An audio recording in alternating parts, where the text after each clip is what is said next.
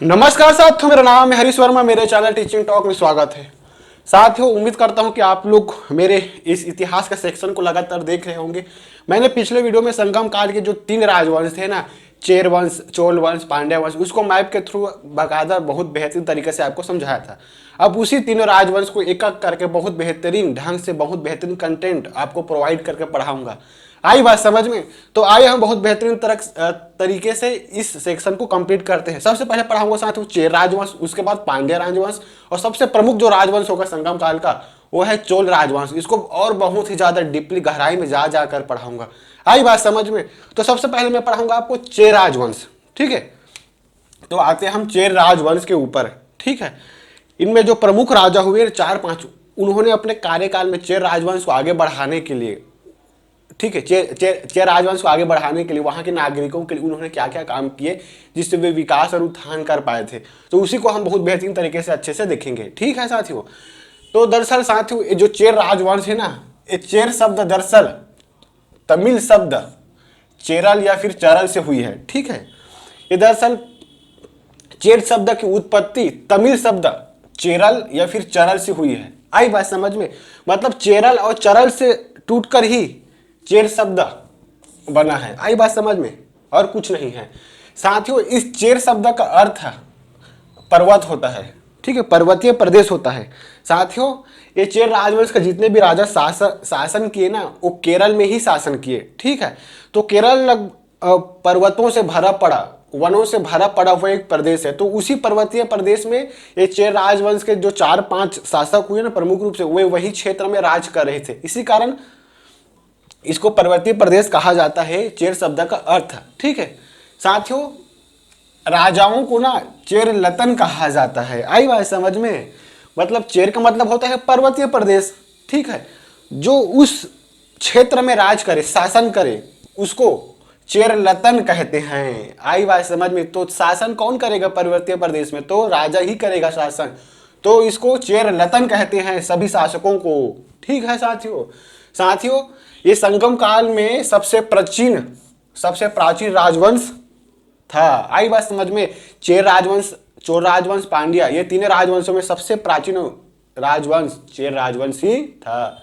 आई बात समझ में? साथियों, चेर राजवंश को ना एतराय ब्राह्मण में चेरपाद कहा गया है। एतराय ब्राह्मण में उल्लेख है चेर राजवंश के बारे में।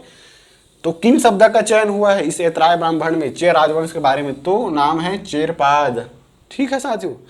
अशोक के वृहत शिलालेख में इस चेर राजवंश को केरल पुत्र कहा गया है, क्योंकि ये केरल के निवासी थे, केरल के राजवंश थे, केरल के शासक थे। इसी कारण इसको केरल पुत्र कहा गया है, केरल पुत्र कहा गया है अशोक के शिलालेख में, ठीक है साथियों।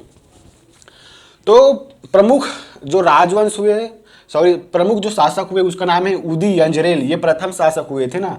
उसके बाद नेटू नजरेल आदन ने शासन किया था, फिर कुटुवन ने शासन किया था, साथियों सेंगुटवन, ये सबसे प्रमुख शासक हुए। इसके बारे में अच्छे से पढ़ाऊंगा। उसके बाद पेरू नजरेल इंटरपोरई शासक हुए। आई बात समझ में? साथियों, ये जितने भी शासकों का नाम है ना, थोड़ा उटपुटान टाइप का है, मतलब नाम लेने में, उच्चारण लेने में आपको थोड़ा दिक्कत होगा, जैसे कि उदी अंजरेल, ठीक है। तो यही खासियत है केरल का, थोड़ा अलग मिजाज है। उत्तर भारत के जितने भी शासक हुए, जितने भी नाम होते हैं उत्तर भारत के, तो दक्षिण भारत में यही डिफरेंस होता है उत्तर भारत से, कि नाम थोड़ा उटपुटान होता है। आई बात समझ में? तो उदी अंजरेल ये प्रथम शासक हुए चेर राजवंश के, ठीक है साथियों। जब कुरुक्षेत्र में युद्ध चल रहा था ना, कहते हैं कि कुरुक्षेत्र में जब महाभारत काल में युद्ध चल रहे थे, तो इन्होंने सभी योद्धाओं को, ठीक है, सभी योद्धाओं को इन्होंने भोजन कराया था, ठीक है। ये उदय यंजरेल ने सभी योद्धाओं को भोजन कराया था, ठीक है। इसी कारण साथियों, इनको महाभोजन यदि यंजरेल की उपाधि प्रदान की गई लोगों के द्वारा, ठीक है। ये प्रथम शासक थे, इनके संस्थापक कर्ता भी थे ये चेर राजवंश के। उदी यंजरेल प्रथम शासक थे। कुरुक्षेत्र में भाग लेने जितने भी योद्धा थे ना, चाहे पक्ष हो चाहे विपक्ष हो, पांडव कौरव, सभी योद्धाओं को इन्होंने भोजन कराया था। इनको महाभोजन उदी यंजरेल की उपाधि प्रदान की गई लोगों के द्वारा। आई बात समझ में साथियों? उसके बाद प्रमुख जो राजा हुए उसका नाम था नेटू नजरेल आदन, ठीक है। इन्होंने अधिराज की उपाधि धारण की थी। साथियों, इन्होंने चोल शासक इलनजेती चेन्नी से संघर्ष किया या फिर युद्ध किया, और युद्ध के दौरान दोनों राजाओं की मृत्यु हो गई, नेटू नजरेल आदन की और इलनजेती चेन्नी की युद्ध में दोनों मारे गए। ठीक है, युद्ध में मारे जाने के बाद साथ ही इनकी पत्नी की सती हो गई। उस समय सती प्रथा प्रचलन में था, इससे स्पष्ट होता है। मैंने आपको बताया था ना, उत्तर भारत के नाम से दक्षिण भारत के नाम में काफी डिफरेंस है। आप पढ़ रहे हो ना, उच्चारण कर रहे हैं तो आपको थोड़ा मतलब प्रॉब्लम आ रहा होगा उच्चारण लेने में, तो यही डिफरेंस है, नाम बस में अंतर है, कुछ नहीं है। नेटू नजरेल इलनजेती चेन्नी, आई बात समझ में। उसके बाद कुट्टवन, ठीक है, कुटवन, मुझे भी थोड़ा उच्चारण में तकलीफ हो रहा है। तो इन्होंने कोंगू के युद्ध में सफलता प्राप्त की। ठीक है, इन्होंने कोंगू के एक युद्ध लड़ा था चोलों के साथ, तो उनको बहुत बड़ी सफलता हासिल की, और यही सफलता का फायदा उठाकर उन्होंने केरल राज्य के पूर्वी और पश्चिमी क्षेत्रों में, ठीक है, केरल के पूर्वी और पश्चिमी क्षेत्र को अपने साम्राज्य में मिलाया। ठीक है, तो केरल दक्षिण पश्चिम में है भारत के। ठीक है, तो क्षेत्र का विस्तार किया कोंगू युद्ध में सफलता प्राप्त करने के बाद। साथियों, सबसे प्रमुख जो शासक हुए उसका नाम है सेन गुटवन। ठीक है साथियों, जो जितने भी राजा हुए चेर राजवंश का, उसमें सबसे महान शासक हुए सेन गुटवन।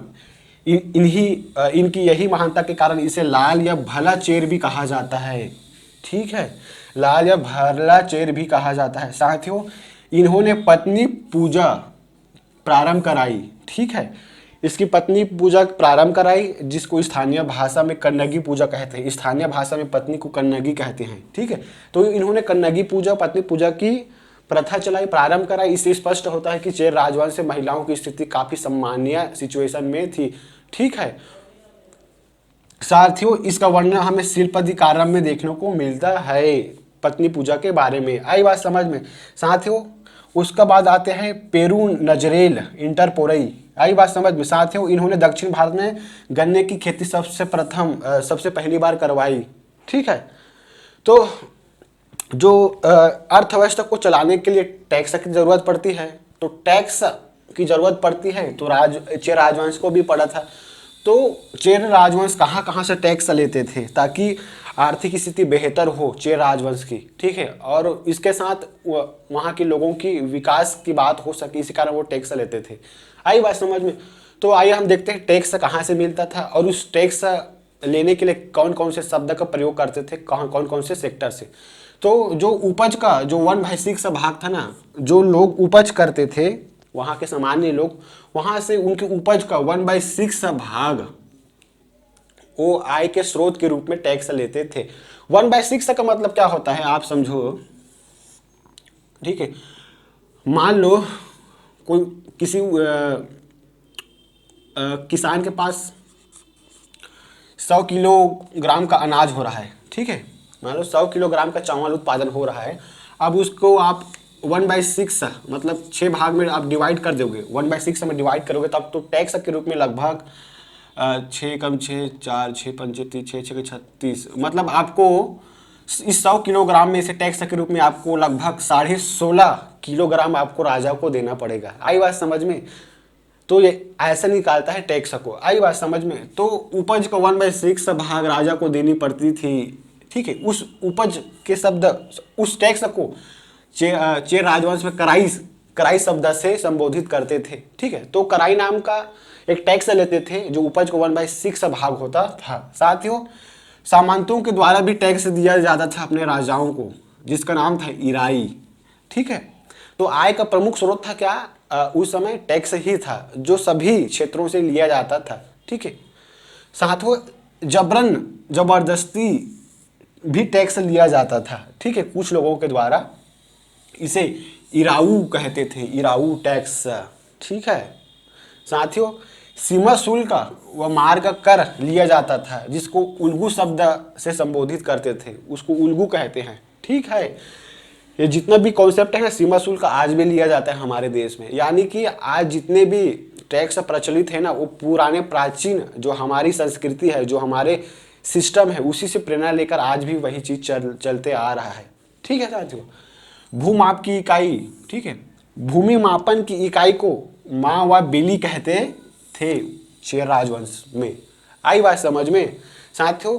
अनाज के तौल की इकाई को कलम कहते हैं। जैसे कि हम लोग अनाज को तौलते हैं ना किलोग्राम में, तो उस समय किलोग्राम की पद्धति प्रचलित नहीं थी, उस समय प्रचलित थी कलम की। भूमाप की इकाई अभी क्या है, एकड़ में मापते हैं ना अपने भूमाप को, भूमि को एकड़ में, हेक्टेयर में। तो उस समय माँ व बेली के रूप में भूमाप की इकाई करते थे। साथियों सीमा शुल्क में उल्गू का प्रयोग, उल्गू शब्द का प्रयोग करते थे सीमा शुल्क के टैक्स को। आई बात समझ में। फटाफट 2 से 3 मिनट में रिवीजन करा देता हूँ, ज़्यादा समय नहीं लूंगा। साथियों चेर राजवंश के बारे में बहुत बेहतरीन तरीके से रिवीजन करा दूँ आपको पुनः, ठीक है। तो दरअसल ये चेर शब्द तमिल शब्द चेरल और चरल से हुई है इसकी उत्पत्ति, जिसका मतलब होता है पर्वतीय प्रदेश, ठीक है। क्योंकि चेर राजवंश के शासक पर्वतीय प्रदेश में ही शासन करते थे, केरल के क्षेत्र में, तो इसी कारण पर्वतीय प्रदेश कहा गया, इसको चेर शब्द से संबोधित किया गया, ठीक है। राजा को चेरलतन कहा जाता है क्योंकि वे चेर क्षेत्र में राज करते थे, पर्वतीय क्षेत्र में राज करते थे। संगम काल में सबसे प्राचीन राजवंश था, ठीक है। इतराय ब्राह्मण में साथियों इसको चेरपाद कहा जाता था। अशोक के शिलालेख में केरल पुत्र कहा गया इसको। प्रथम शासक था उदी यंजरेल, ठीक है। ये प्रथम शासक थे इस राजवंश के बारे में। इस राजवंश में कुरुक्षेत्र में भाग लेने वाले सभी योद्धाओं को इन्होंने भोजन कराया था। इनको महाभोजन उदी यंजरेल की उपाधि लोगों के द्वारा प्रदान की गई, ठीक है। नेटू नजरेल आदन, ठीक है, इन्होंने अधिराज उपाधि धारण की। साथियों चोल शासक इलन जेती चेन्नई से संघर्ष के दौरान दोनों राजाओं की मृत्यु हो गई और उनकी पत्नी की भी सती हो गई, ठीक है। कुट्टुवन कोनगु के युद्ध में इन्होंने सफलता प्राप्त की, जो चोल राजाओं से संघर्ष हुआ था, ठीक है। उन्होंने केरल के पूर्वी और पश्चिमी क्षेत्र तक लगभग कब्जा कर लिया था, युद्ध में जीतकर अपने क्षेत्र में मिला लिया था। सेन गुटवन को उनकी महानता और पराक्रमी और नारी के प्रति जो उदारता वाली सोच होती है, उसी कारण इसको लाल या भला चेर कहा गया, ठीक है। साथियों पत्नी की उदारता का सबूत इन्होंने अपनी पत्नी पूजा या फिर कन्यागी पूजा प्रारंभ करके दिखाया, ठीक है। साथियों इनका उल्लेख शिल्पाधिकारम में देखने को मिलता है, ठीक है। दक्षिण भारत में गन्ने की खेती प्रारंभ करवाई पेरू नजरेल इंटरपोरई ने, ठीक है। साथियों इन्होंने उपज का 1/6 भाग राज्य के आय का स्रोत माना, जिनको कराई कहते थे, ठीक है। साथियों सामंतों के द्वारा भी टैक्स देते थे, जिनको इराई कहते थे। जबरन टैक्स भी लिया जाता था, जिसका नाम था इराऊ, ठीक है। सीमा शुल्क को उल्गू कहते थे। भूमाप की इकाई प्रचलित थी माँ व बेली।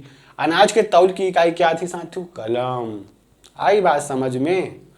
तो मेरा यह वीडियो आपको पसंद आया तो प्लीज़ इसको हर भारतीय नागरिक तक आप पहुंचाइए। आपका फर्ज बनता है कि आप पहले वीडियो देखें, उसके बाद दूसरों तक इस वीडियो को पहुंचाएं। तो जय हिंद साथियों। मेरे वीडियो को सब्सक्राइब करना, मेरे चैनल को सब्सक्राइब करना, लाइक करना, शेयर करना। धन्यवाद साथियों।